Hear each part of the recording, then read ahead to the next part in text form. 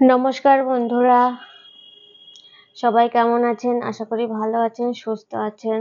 তো আমার নতুন চ্যানেলে সবাইকে জানাই অনেক ভালোবাসা, অনেক শুভেচ্ছা। তো আবারও আমি একটা নতুন কন্ট্রোভার্সি ভিডিও নিয়ে চলে এসেছি। তো চলুন কিছু কথা বলি। তো জানি না মানুষের কথা থেকে শুরু হয় আর কোথায় গিয়ে শেষ হয়। তো এই চ্যানেলটা আমি হয়তো এখনো ১ মাস হয়নি, জানি না কিংবা হয়েছে। এই চ্যানেলটা আমার মানে চ্যানেলটা তৈরি করতে বাধ্য হলাম। বিষয়টা হচ্ছে আমার একটা ব্লগ চ্যানেল আমি ৩ বছর আগে মানে তৈরি করেছি, মানে খুলেছি আরকি। কিন্তু ৩ বছর ধরে যে ভিডিও আমি দিয়ে যাচ্ছি সেখানে কোনোরকম ভিউজ হচ্ছে না। ৩০ টার উপরে, কোনোটায় ২২ টাও ভিডিও হয়। এইবার এইরকম করতে করতে একটা সময় আসে যখন একটু ভিউজ হয়, যে কারণেই হোক একটুখানি ভিউজ হয়। সেই সময় আমি যে কারণেই হোক ভিউজটা হয় এবং মনিটাইজেশন অন করার জন্যে যে টা প্রয়োজন সবটা আমার কমপ্লিট হয়ে যায়। মনিটাইজেশন অন করি এবং খুব মানে স্মুথলি সুন্দরভাবে কোনো বাধাবিঘ্ন ছাড়া আরকি বলতে চাচ্ছি, কোনো অসুবিধা হয়নি। আমার একবারই মনিটাইজেশন হয়ে গেছে এবং অনেকদিন আমি মনিটাইজেশনটা ছিল করেছি। যেসব ভিডিও পুরোনো ভিডিও ছিল সেগুলাকে আমি মনিটাইজেশন একে একে অন করেছি। তো যাই হোক, প্রথমে তো ভিডিও ওইরকমই বললাম ২২ টা ৩০ টা এরকম হচ্ছিল। হঠাৎ করে কিছু বাড়লো, জানি না। এটা অনেকটা আমার মনে হয় আমার ব্যক্তিগতভাবে আমি যেটুকু বুঝি, যেটুকু বুঝলাম ৩ বছরে কিছুটা ইউটিউবের ওপরে নির্ভর করে। তারপরে নিজের কনটেন্টের ব্যাপার তো অবশ্যই আছে। কনটেন্ট যদি ভালো হয় অবশ্যই তোমার চ্যানেল গ্রো করবে, এটা ঠিক। বিষয়টা হলো আমার কনটেন্টও হয়তো খুব একটা ভালো নয়, কারণ যেহেতু আমি একা ভিডিও বানাই, হাসব্যান্ড বাড়ি থাকে না, সে কাজে থাকে সবসময়। আর বাড়ি থাকলেও তার এর প্রতি কোনো ইন্টারেস্ট নেই। ইন্টারেস্ট নেই বলতে ক্যামেরার সামনে তো আসতে চায়ই না। হয়তো মাঝে সাঝে আসে যখন মন ভালো থাকে। ২টো একটা শর্ট ভিডিও আমার সঙ্গে হয়তো বানিয়েছে। যদি ও একটু এই বিষয়ে ইন্টারেস্ট থাকতো তাহলে হয়তো আমি এগিয়ে যেতে পারতাম। তো আমার পরে অনেক পরে কিছু মানুষ মানে চ্যানেল খুলেছে, তারা আজকে ৫০,০০০ সাবস্ক্রাইবার গেইন করেছে, টাকা পাচ্ছে, মনিটাইজেশন অন হয়ে গেছে, প্রত্যেক মাসে পাচ্ছে। এবং যেহেতু তেনার ৫০,০০০ সাবস্ক্রাইবার হয়ে গেছে এবং একটা যেভাবেই হোক সে ফেস ভ্যালু করেছে, আমি আর বলছি না, এবং যেভাবে সে ফেস ভ্যালু করেছে সেইভাবে ফেস ভ্যালু করাটা আমার পক্ষে বা অনেকের পক্ষেই এটা সম্ভব নয়। তো এইবার বলেন, যারা আমার হয়তো কিছু আগে কিংবা কিছু পরে চ্যানেল খুলেছে, তারা প্রত্যেকে ১ লাখ ১.৫ লাখ কিংবা যারা আরো ভালো তাদের আরো বেশি সাবস্ক্রাইবার হয়ে গেছে এবং প্রচুর টাকা তারা ইনকাম করে ফেলছে, প্রচুর টাকা। সেখানে একটা টাকাও ইনকাম করিনি। টাকা শুধু ঢেলে যাচ্ছি বলতে ধরেন স্ট্যান্ড কিনতে হয়েছে, স্ট্যান্ড কিনেছি। আমি এটাকে একদম প্রথম থেকেই প্রফেশনাল হিসাবে নিতে চেয়েছি, কিন্তু আমি আমার সবটুকু দিয়ে আমি করতে চেয়েছি। কিন্তু বিষয়টা হলো সবার ভাগ্যে তো সমান নয়। আমার ভাগ্য কোনো দিকেই সাথ দেয় না। সেখানে কিছু করার নেই। ওপর থেকে ভগবান যা লিখে দিয়েছে এটাই আমি বিশ্বাস করব। এখন করতে বাধ্য হচ্ছি, কিছু করার নেই। কারণ অনেক দিকে, শুধু যে এই জায়গাটাই নয়, অনেক জায়গায়ই আমি শেষ পর্যন্ত দেখেছি। সেখানেও আমি অসফল হয়েছি। এখানেও হয়তো পারবো না, হয়তো ছেড়ে দেবো। যেমন আজকেই একটা ভিডিও দেখলাম, তার সাবস্ক্রাইবার কিন্তু আমার মতোই ছিল। মানে প্রথমে যেরকম মানে এখনো আমার হয় মানে এই ১ সপ্তাহের ভিতরে যে কটা ভিডিও হয়েছে তার ভিতরে ২টো-৩টে ভিডিওতে ওই ২২টা ৩০টা আছে এরকম মানে ভিউজ। তো বুঝতেই পারছেন কারা দেখে জানি না, হয়তো ভালো লাগে না চলে যায়। তো যারা সাবস্ক্রাইব করেছে তারা তো দেখেই না। যদি দেখতো তাহলে আমার ৪,০০০ সাবস্ক্রাইবারে ১,০০০ দেখলেও আমার মনিটাইজেশনটা অন হয়ে যেত। যাই হোক হয়নি, আর হয়েও নেই। এ নিয়ে আমার কোনো আফসোস ছিল না, কারণ বিষয়টা যেমন প্রফেশনাল হিসাবে নিতে চেয়েছি, সেরকম আমার এটা খুব একটা ভালো লাগার জায়গা।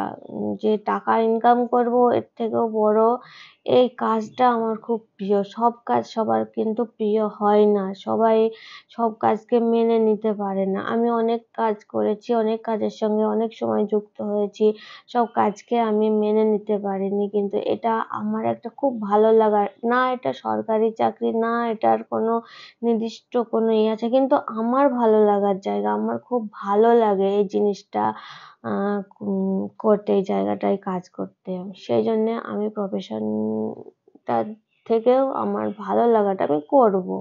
যেদিন যা হয় হবে এরকম। কিন্তু তাই বলে নয় যে সবাই পেমেন্ট পাচ্ছে, Google AdSense আসছে, প্লে বাটন পাচ্ছে, সবাই পাচ্ছে, আমি কেন পাবো না?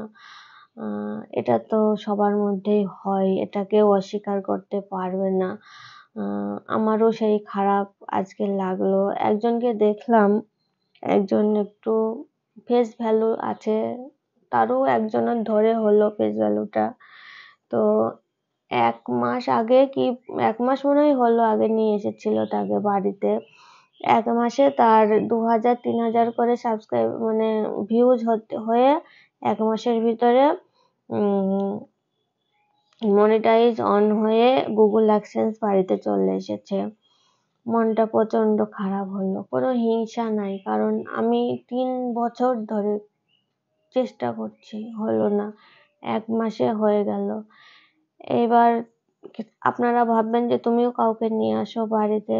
সবার পক্ষে সবকিছু হয় না, সম্ভব নয়। আমিও কারোর সাহায্য নয়, আমি অতটা ডিপলি নিইনি বিষয়টা।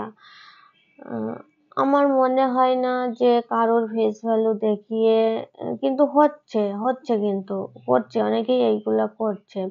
যেমন আমাদের ম্যান্ডির মাকে মানে বাবাকে টানাটানি করে, বাবা এখন নেই যদিও, মানে ওপরে এখন ফটো হয়ে গেছে, বলতে খারাপ, সরি। যাই হোক উনি এখন নেই, কিন্তু তাও ওনাকে নিয়েও টানাটানি শুরু হয়ে গিয়েছিল ফেস ভ্যালুর জন্যে। যাই হোক খারাপ লাগলো, মনে মনে ভাবলাম যে আর আমি করবো না। মনে মনে ভাবি যে করবো না, তারপরেও করি। তারপরে একজনের কাছে একটু কথা বললাম, তিনি আমাকে এটাই বললো যে ওই চ্যানেলটা একেবারেই খারাপ হয়ে গেছে, মানে ডাউন হয়ে গেছে ওই চ্যানেলটার, আর কিছু হবে বলে মনে হচ্ছে না, যে মনিটাইজেশন অন হবে। তো তুমি অন্য চ্যানেল খোলো। এইবার অন্য চ্যানেল খোলা মানে ব্লগ চ্যানেলই তো আমি খুলেছিলাম, ব্লগই দিতাম, সেই একই ব্লগ দেবো। কিন্তু এখানে ব্লগে না মানে কেউই দেখতে চাইছে না। একমাত্র খুব জমজমাট হাই-ফাই কিছু দেখালে দেখবে, নাই একদম সেই মাঠে গরু চড়াচ্ছে, ছাগল চড়াচ্ছে, এরকম টাইপের জিনিস দেখালে দেখবে, এইরকম ব্যাপার। তো তখন ভাবলাম যে এটা আমি দেখেছি যারা কন্ট্রোভার্সি করে তারা সবাই বলেছে, প্রত্যেকেরই ব্লগ চ্যানেল খোলে, কেউ কাউকে নিয়ে ছিঁড়াছিঁড়ি বা কারোর সম্বন্ধে কথা বলা, এই বিষয়টা আমার মনে হয় না কারোর পছন্দ হয়। কিন্তু মানে এই ফেস ভ্যালুটা বাড়ানোর জন্য তাদেরকে করতে বাধ্য হয়। প্রত্যেকের আমি শুনেছি যে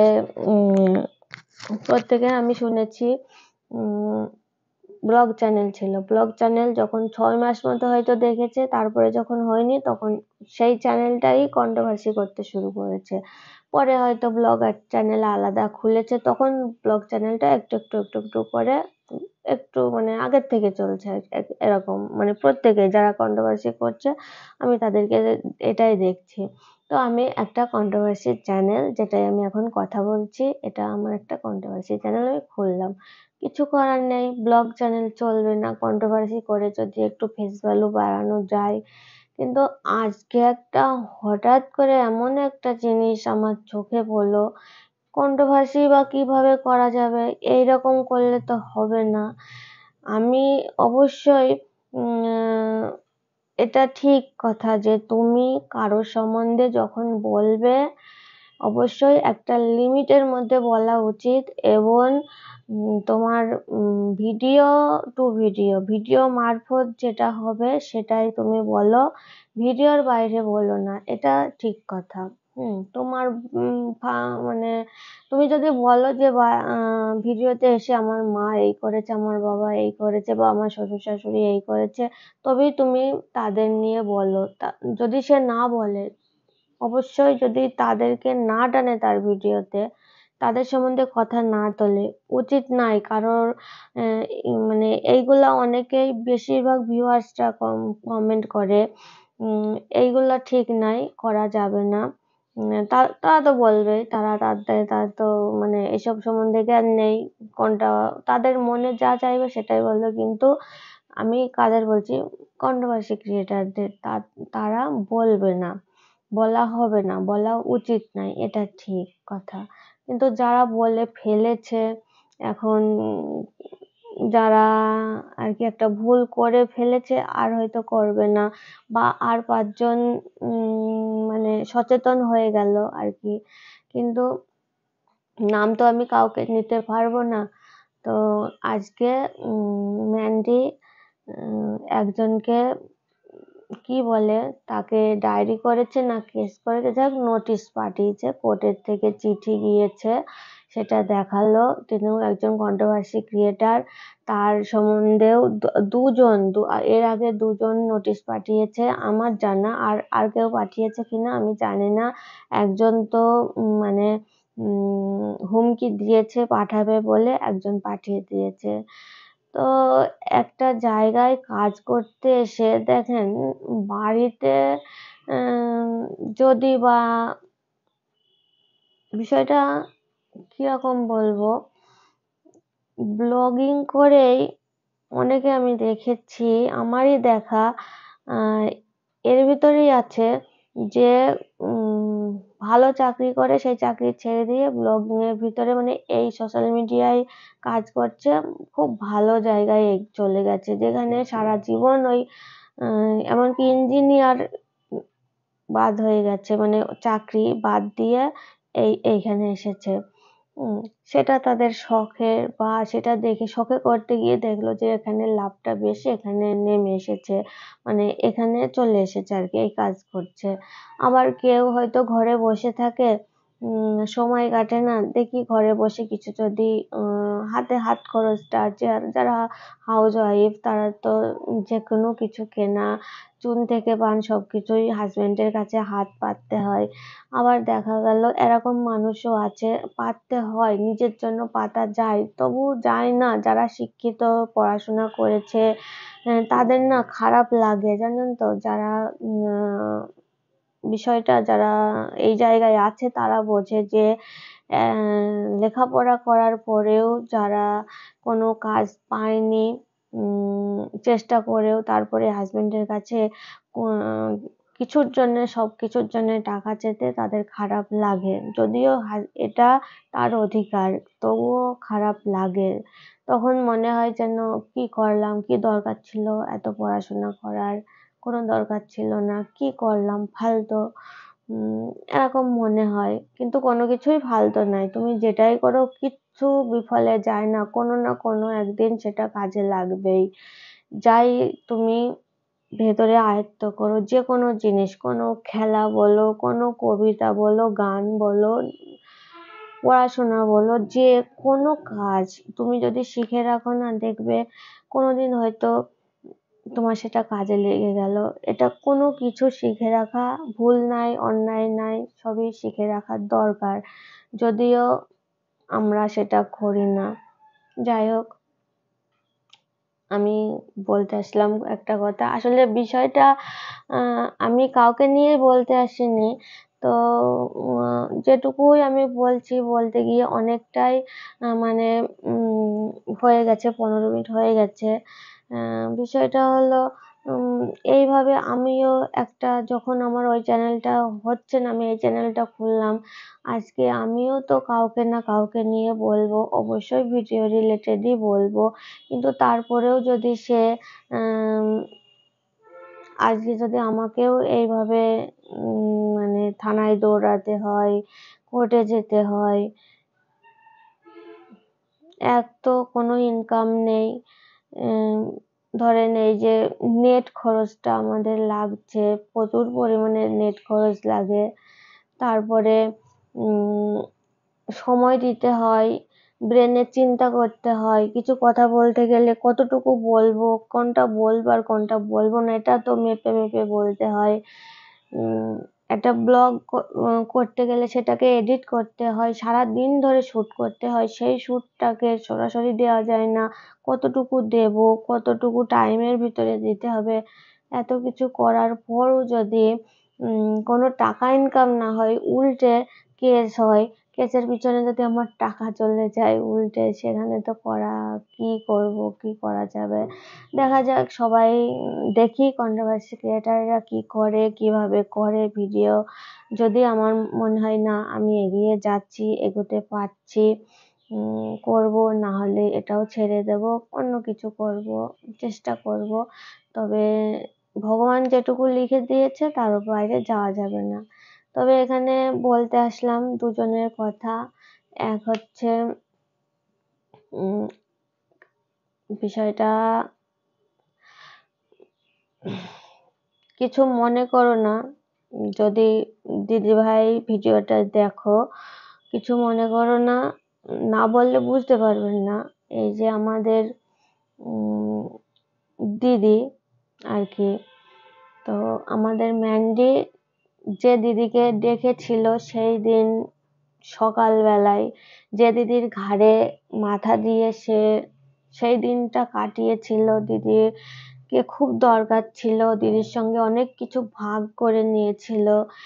এখন জানি না ওদের মধ্যে কি ভুল বোঝাবুঝি হয়েছে, কি করে যেখানে মানে এতটা বিশ্বাস করে, এত লোক ওয়াইটিতে, এত লোক, ওর এত বিশ্বস্ত লোক রয়েছে, ওর নিজের একটা প্রিয় বান্ধবী আছে, তখন কিন্তু ওর পাশে ছিল না, এখন কিন্তু ওর পাশে ও রয়েছে। কিন্তু তখন কিন্তু ও ডাকেনি ওকে, বা ডেকেছে কিনা সেটাও তো আমরা জানি না, ও গিয়েছে কিনা, হয়তো ডেকেছে ও যায়নি, আমরা জানি না কিছুই। এখন তার সঙ্গে মিল হয়েছে, কিন্তু সেই সময় সেই পরিস্থিতিতে এই মেয়েটা গিয়ে তার কার্ডটা দিয়েছিল। তো আজকে সত্যিই জানি না কার দোষ কার নির্দোষ, কিন্তু এটুকু বলবো, পার্সোনাল ভাবে বোঝানো যেতে পারতো, দেখা করে বোঝানো যেতে পারতো, তারপরেও যদি না শুনতো তখন নাই একটা ব্যবস্থা। কিন্তু যে ব্যবস্থাই নিক, কোর্ট পর্যন্ত যাওয়া, থানা পুলিশ করাটা, এই সামান্য জিনিসের জন্য ঠিক নাই। আর এই বিষয়টা তো সবাই জানে, সবাই জানে, সবকিছু জানে। আর যে যেটা জানে, যে যেটা বিশ্বাস করে, যে বিশ্বাস করে যে বিষয়টা সত্যি ছিল তার কাছে সত্যি, যে বিশ্বাস করে না এটা নাটক ছিল, এটা নাটক। যদিও আমি এতদিন পর্যন্তও বিশ্বাস করতাম যে এটা নাটক। আমি কদিন আগেও একজন দিদির কমেন্টে লিখেছি যে দিদি এটা নাটক ছিল।